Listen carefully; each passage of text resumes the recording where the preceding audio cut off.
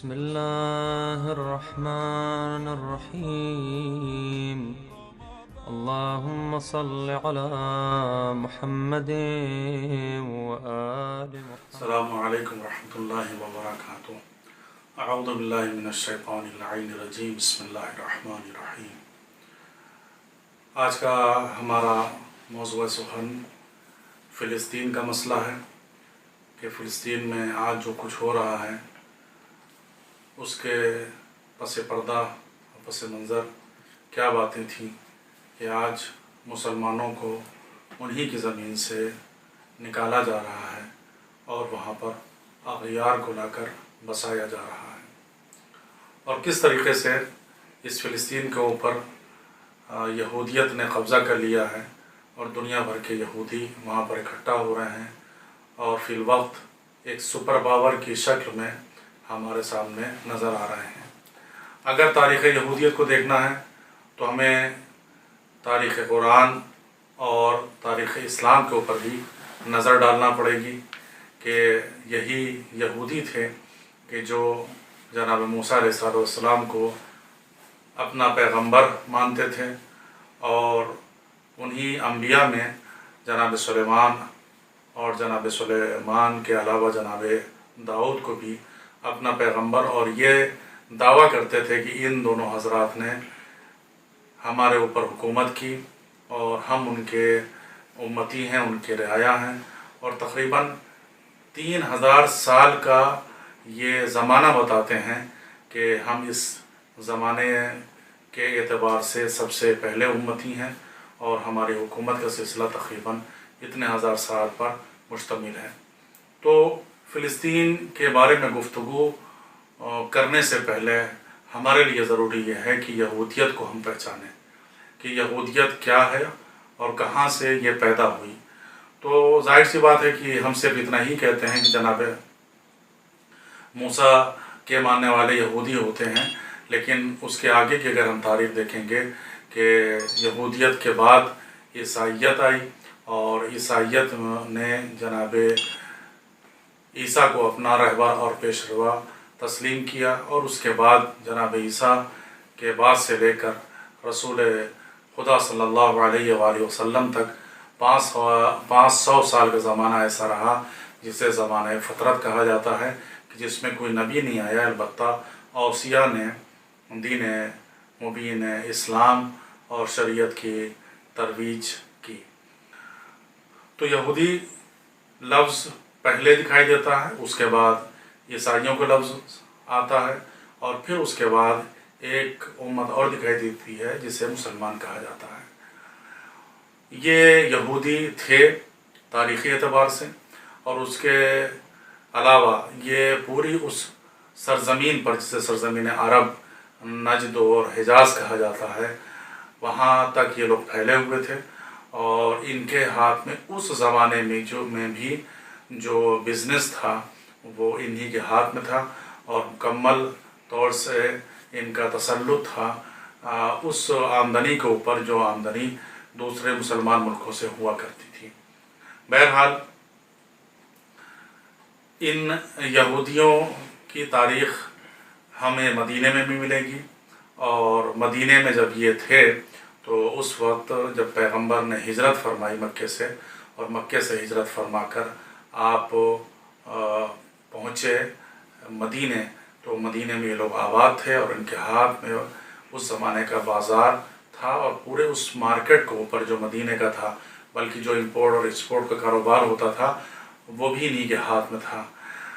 یہ جو چاہتے تھے وہی ہوتا تھا، لیکن پیغمبر جب پہنچے اور پیغمبر کی کامیابی کا انہوں نے چرچا سنا تو یہ لوگ خائف ہو گئے اور ڈر گئے، اور اس طریقے سے ڈر گئے کہ پیغمبر سے انہوں نے معاہدہ کیا کہ آپ ہم کو مدینے میں رہنے دیجئے، ہم رہیں گے، ساتھ میں مل جل کے رہیں گے، اور معاہدہ یہ ہے کہ اگر آپ کے اوپر کوئی حملہ کرے گا تو ہم دفاع کریں گے، اور اگر آپ ہمارے اوپر کوئی حملہ کرے گا تو آپ بھی ہمارا دفاع کریں گے۔ اس طریقے سے مسلمان اور یہودی مدینے میں رہ رہے تھے، لیکن ان کی شرارتیں شروع ہوئیں، اور یہودیوں نے مکے والوں سے مل کر پیغمبر کے خلاف سازشیں شروع کی، سازش شروع کی، اور پھر جنگیں شروع ہوئیں، جنگوں کا سلسلہ چلتا رہا، یہاں تک کہ پیغمبر نے ان کو ایک ایک کر کے ایک ایک جو قبیلہ آباد تھا اس کو یہاں سے نکالنا شروع کیا اور مدینے کو یہودیوں سے خالی کرا لیا۔ اب یہ جو مدینہ چھوڑ کر یہودی جا رہے تھے ان کے بارے میں یہ ملتا ہے کہ یہ شام میں جا کر زیادہ تر آباد ہوئے اور وہاں پر انہوں نے اپنے بزنس کو شروع کیا۔ پیغمبر نے مدینے کو یہودیوں سے خالی کرانے کے بعد خیبر کا رخ کیا، جہاں پر ایک بہت بڑی آبادی یہودیوں کی تھی، اور وہ علاقہ بھی اپنے قبضے میں لیا۔ فدق رسول نے لیا، یہ سب جزیہ دینے پہ تیار ہو گئے۔ اس طریقے سے یہ کہا جائے کہ لوگ کمزور ہو گئے اور پیغمبر کے سامنے یہ اپنا سر اٹھانے کے لائق نہیں رہ گئے۔ اور خود سورہ جمعہ اگر آپ پڑھیں گے تو اس سورہ جمعہ میں ان کو جو چیلنج کیا گیا ہے وہ یہی کہا گیا ہے کہ اگر تم اپنے دعوے میں سچے ہو تو تم فَتَمَنَّوْا الْمَوْتَ إِن كُنتُمْ صَادِقِينَ، اگر تم سچے ہو تو موت کی تمنا کرو۔ اور پھر اللہ یہ فرماتا وَلَا يَتَمَنَّوْنَهُ أَبَدًا، اور پھر یہ کبھی بھی کسی وقت ابدا یعنی کبھی بھی یہ تمنائے موت نہیں کر سکتے کہ ان کو پچھلا زمانہ اور پچھلا ریکارڈ جو ان کا خراب ہے۔ تو بہرحال ان کا کردار اور کریکٹر کے حساب سے یہ ایسے تھے کہ ان کو چیلنج کیا گیا کہ تو تمنائے موت کرو، لیکن تمنائے موت یہ نہیں کر سکے۔ اور پھر انہوں نے یہ خود کہا، اگلا جو سورہ منافقین ہے اس میں یہ خود یہ کہتے ہیں کہ اگر کبھی ایسا وقت آیا کہ ہم مدینے میں واپس آ گئے تو مدینے میں آنے کے بعد ہم مسلمانوں کو ان سے نکال دیں گے اور ایک عزت دار زندگی گزاریں گے۔ تو اللہ نے کہا کہ فَلِلَّهِ الْعِزَّةُ وَلِرَسُولِهِ وَلِلْمُؤْمِنِينَ، خبردار عزت کی بات نہ کرنا، عزت صرف اللہ کے لیے ہے، اس کے رسول کے لیے ہے اور مومنین کے لیے ہے۔ بہرحال تو یہ یہودیوں سے ہمیشہ مسلمانوں کا جھگڑا چلتا رہا، اختلافات رہا اور کمزور کر دیا مسلمانوں نے ان کو، یہ سب بھاگ گیا، فرار اختیار کر لی۔ ادھر ایک قوم اور جو تھی مسلمانوں کے سامنے آتی تھی جن کو عیسائی کہا جاتا ہے، اور وہ بھی شکست کھا چکے تھے میدان مباہلہ میں، لیکن ان کی بعض حکومتیں تھیں، موجود تھیں افریقہ تک، جس سے کہا جائے کہ وہاں پر بھی عیسائی پائے جاتے تھے۔ اور انہوں نے ایک سازش کی، اور سازش یہ تھی کہ جو علاقہ مسلمانوں کے زیر تسلط ہے، زیر اثر ہے، جیسے سلطنت عثمانیہ وغیرہ کہ جہاں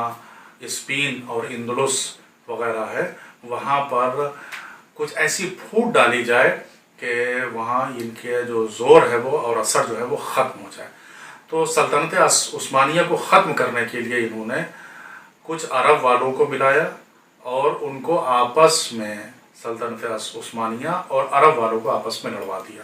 نتیجہ یہ ہوا کہ اسپین اور اندلس میں جو 500 سالہ حکومت تھی مسلمانوں کی، وہ ایک بیٹے کی وجہ سے ختم ہو گئی، اور اس بیٹے نے بغاوت کی اپنے باپ کے خلاف اور اپنے چچا کے خلاف، اور یہاں تک کہ جو بیٹا اقتدار میں آ گیا تو کرسچن نے اور عیسائیوں نے اس کو دھیرے دھیرے جو ہے وہ شراب اور یہ سب چیزوں کا عادی بنایا۔ نتیجہ یہ ہوا کہ اس میں وہ ڈوبتے چلے گئے اور حکومت میں ان کی کمزوری ہوتی چلی گئی، یہاں تک کہ کرسچن نے اور عیسائیوں نے اس سلطنت عثمانیہ کے اوپر قابو جب پا لیا تو کہا ٹھیک ہے تم یہاں پر رہو، اپنے جو مذہبی آزادی ہے اس کے اعتبار سے تم زندگی گزارو، اور یہ شرائط اور صلح طے ہو گئی، معاہدہ ہو گیا۔ لیکن اس کے بعد ان جو یورپ والے تھے اور اس میں خاص طور سے انگلینڈ، انہوں نے اس شرط کے اوپر عمل نہیں کیا کہ تمہیں مذہبی آزادی ملے گی۔ ان میں سے بعض کو زبردستی جو ہے وہ کرسچن بنایا گیا اور بعض کو قتل کر دیا گیا۔ اس طریقے سے وہ 500 سالہ جو ایک حکومت تھی سلطنت عثمانیہ، اس کا خاتمہ ہو جاتا ہے، اور اسپین جہاں مسلمانوں کی حکومت تھی وہ بھی ختم ہو جاتی ہے۔ اور اس کے بعد پھر یہ علاقہ کی جس میں فلسطین آج کل ہے، اس پر جب قبضہ ہوتا ہے تو آپس میں جو اتحادی فوجی تھیں انہوں نے بٹوارہ کیا علاقے کا۔ تو یہ جو علاقہ فلسطین تھا جو لبنان کے بغل میں ہے اور جہاں پر قبلہ اول بیت المقدس ہے، وہاں پر یہ علاقہ انگلینڈ والوں کو ملتا ہے، اور انگلینڈ والے اس وقت ایک سازش کرتے ہیں کہ یہ ہمارے زیر قبضہ تو آ گیا ہے، اس کے اوپر ہم نے قبضہ تو حاصل کر لیا ہے، अब यहूदियों से ये करते हैं कि दुनिया भर में जहाँ यहाँ यहूदी रह रहे हैं उनके पास तो कोई अपना मुल्क नहीं है, तो उनसे कहते हैं जाओ उस जगह पर बैतुल मक़दस जहाँ पर है, और तुम कहते हो कि यहाँ पर जनाब सुलेमान और जनाब दाऊद रहते थे, जाओ तुम लोग यहाँ पर आबाद हो जाओ, हम तुम्हारी हिमायत करेंगे और तुम्हें हम असलहा देंगे। तो चुनांचे वो यहूदी दुनिया भर से हिजरत करके धीरे धीरे आकर वहाँ पर आकर बसना शुरू हो जाते हैं, जहाँ फ़िलिस्तीन है और था बैतुल मक़दस के आसपास। और धीरे धीरे मुसलमानों को मारना शुरू करते हैं, कत्लेआम शुरू करते हैं। असलहा इधर से इंग्लैंड दे रहा था, यूरोप दे रहा था, और दुनिया भर में जो यहूदी फैले हुए थे और पैसे से मजबूत थे, उन्होंने चंदे से उनकी मदद करना शुरू की, और वहाँ पर इन्होंने यहूदियों ने अपनी बस्ती बसाना शुरू की, कॉलोनियाँ बनाई गई, और जो फ़िलिस्तीनी बेचारे रह रहे थे उनको बेदखल किया जाने लगा उन्हीं की सरजमीन से, और उनको एक अक़लियत में बना दिया, यहाँ तक कि उनकी कोई हुकूमत नहीं रहेगी, और कहा कि अब यहाँ पर ताला हमारा लगेगा, हम जब चाहेंगे तुम्हारे लिए नमाज के लिए बैतुल मक़दस को खोलेंगे, वरना ये बंद रहेगा। इस तरीके से फ़िलिस्तीनियों पर जो जुल्म और तशद्दुद है वो इस तरीके से शुरू होता है, और आहिस्ता आहिस्ता इन बेचारे फ़िलिस्तीनियों को जब कहीं से कोई सपोर्ट नहीं मिला, और 60 जो तकरीबन इस्लामी ममालिक हैं उनमें से कोई भी आवाज़ बुलंद नहीं हुई, तो यहूदियों में के जो जज्बात थे और जो उनकी एक फ़िक्र थी वो बढ़ती गई इन लोगों के ख़िलाफ़ फ़िलिस्तीनियों के लिए, और उन्हें एक तरीक़े का जो खामोशी थी अरब ममालिक की, इससे एक सपोर्ट मिला, और उन्होंने फ़िलिस्तीनियों को और सताना शुरू किया। नतीजे में ये हुआ कि आबादी ख़त्म हो गई और फ़िलिस्तीनी बेचारे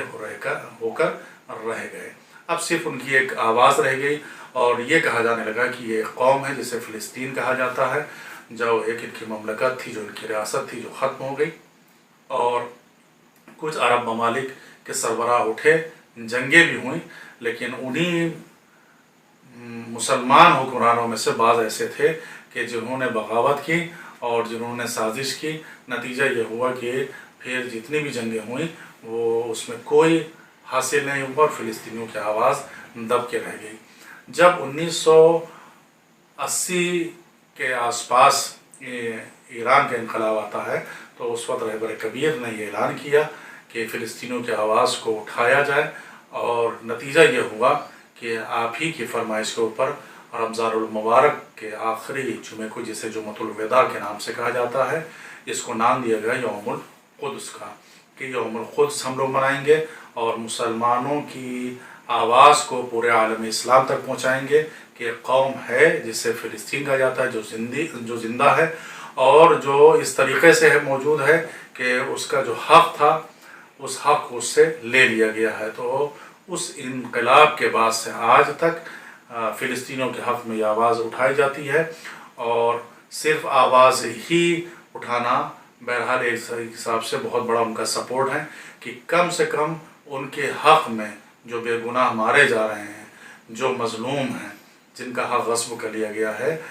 उनके हक़ में हम कम से कम आवाज़ बुलंद करें और कहें कि मुसलमानों के ऊपर जो जुल्म हो रहा है उसके ख़िलाफ़ हम आवाज़ बुलंद करते हैं। बैतुल मक़दस जो दूसरों के पास है उसके ख़िलाफ़ हम आवाज़ को बुलंद करते हैं, और हमारी ज़िम्मेदारी भी ये है कि जितने भी ऐसे अफराद जो समाज के अगले तबके में जो रहते हैं, जिनके पीछे पीछे कौम और कौम के नौजवान और कौम का एक बड़ा तबका जिनके पीछे पीछे चलता है, और उनकी ज़िम्मेदारी ये है कि चाहे वो शोरा हों, चाहे वो कलमकार हों, चाहे वो मिंबर पर आने वाले हों, चाहे वो ज़ाकिरीन या ज़ाकिरात हों, कम से कम अपने अशआर और अपने नस्र में अपने इसको फ़रीज़ा, अपना इस्लामी फ़रीज़ा समझें कि उस आवाज़ को बुलंद करें जो आवाज़ दबा दी गई है, जिसको सुनने वाला कोई मौजूद नहीं है, कि फ़िलिस्तीन ममलकत थी, इस्लामी एक रियासत थी, मुसलमानों की एक आबादी थी जिसको उजाड़ दिया गया है, जिसको ख़त्म कर दिया गया है। और कम से कम हम सब अपने बयानात में और अपने जो भी हम तकरीबात करें उसमें कम से कम इनके हक़ में एक आवाज़ को बुलंद करें, और दुनिया को ये बताएं कि इन मुसलमानों के साथ इस तरीक़े का जुल्म व सितम हो रहा है। ये एक हमारी ज़िम्मेदारी है। जिस तरीके से हम नमाज अम्र मारूफ़ करते हैं, वैसे ही मज़लूमों के हक़ में भी आवाज़ बुलंद हमको करना चाहिए। और चुनांचे माह मुबारक रमज़ान जो महीना है शहादत अमीरुल मोमिनीन का, कि आप ही ने खुतबा नंबर 27 में ये इरशाद फरमाया कि जब आपको इत्तला मिली कि मुसलमान किसी इलाके में किसी खातून के साथ कोई गलत फेल अंजाम दिया गया है, तो मौला ने यह फरमाया कि अगर इस बात को सुनकर कोई मुसलमान मर जाए तो ये हक है और ये ऐसा होना चाहिए, यानी ये ऐसी खबर अजीम है कि जिसको सुनकर इंसान इस दुनिया से कूच कर जाए कि उसके नामोस के साथ ऐसी हरकत हुई है। और आज देखें कि फ़िलिस्तीन में और फ़िलिस्तीन के अलावा जहाँ जहाँ भी मुसलमान हैं उनके साथ किस तरीके से जुल्म और इस्तिबदाद के साथ काम किया जा रहा है, और मुसलमान हुक्मरां और मुसलमान जो ममालिक हैं वो खामोश बैठे हुए हैं, मजलूमों के हक़ में कोई आवाज़ नहीं बुलंद की जा रही है। हत्ता कि ये देखें कि अमेरिका और उसके जो हमनवा हैं वो ये समझते हैं कि मुसलमानों में गैरत नाम की कोई चीज़ बाकी नहीं है। अगर इनके दरमियान गैरत होती है तो ये उठकर खड़े हो जाते हैं, और कोई बहुत बड़ी बात नहीं है कि 60 ममालिक और इतनी बड़ी मुसलमान आबादी वो आगे बढ़े और आगे बढ़ने के बाद मजलूमों का उनका हक़ दिलाए। लेकिन हमारे यहाँ जो अफसोस की बात है वो यही कि मुसलमानों में इख्तलाफ नहीं है, कि इख्तलाफ है, उनमें कोई इत्तेहाद नहीं है। मोमिनीन में जो है वो आपस में इख्तलाफ है, उनमें कोई इत्तेहाद नहीं है। इन्हीं सब बातों का फ़ायदा उठाकर जो हमारे दुश्मन हैं, जो ताक में लगे हुए हैं, वो हमारे ऊपर जो है अपना तसल्लुत हासिल करते जा रहे हैं, और वो अपना हम उनके कंट्रोल में चले जा रहे हैं। इंशाअल्लाह वो वादा इलाही पूरा होगा कि जिसको कुरान मजीद ने कहा है, बिस्मिल्लाहिर्रहमानिर्रहीम, नुरीदु अन नमुन्ना लज़ीना इस्तुज़िफ़ू फ़िल अर्ज़ व नजअलहुम अइम्मा व नजअलहुमुल वारिसीन, कि जो लोग रुए ज़मीन पर मुस्तज़फ़ है, कमज़ोर हैं, हमने इरादा ये किया है कि उनको हम इमाम बनाएंगे और उन्हीं को ज़मीन का वारिस करार देंगे। और ये वादा इलाही किस वक्त पूरा होगा? उस वक्त पूरा होगा जब आखिर हुज्जत इंशाअल्लाह जल्लल्लाहु तआला फ़र्जहु शरीफ ज़हूर फरमाएंगे, तो इंशाअल्लाह तमाम लोग अमन व अमान में रहेंगे। बहरहाल हमारी एक जो ज़िम्मेदारी है और उस ज़िम्मेदारी से हम मुँह भी नहीं फेर सकते, वो ये कि जो फ़िलिस्तीन में हो रहा है उसको अपनी कौम के हर बच्चे और बच्ची को बताएं। अब इस तरीके से फ़िलिस्तीन के नाम को दबा दिया गया है कि आज की जो जनरेशन है और जो आज का बच्चा है वो जानता ही नहीं है कि फ़िलिस्तीन भी कोई रियासत थी या वहाँ पर मुसलमान पाए जाते थे, या बैतुल मक़दस किसका था और किसके पास था और वहाँ पर क्या होता था। आज के बच्चों को नहीं मालूम है, तो कम से कम हम इतना तो बताएं, अपने बच्चों को बताएं, अपनी मजलिसों और महफिलों या तक़रीबात में तज़किरा करें कि ये फ़िलिस्तीन है, और इंशाअल्लाह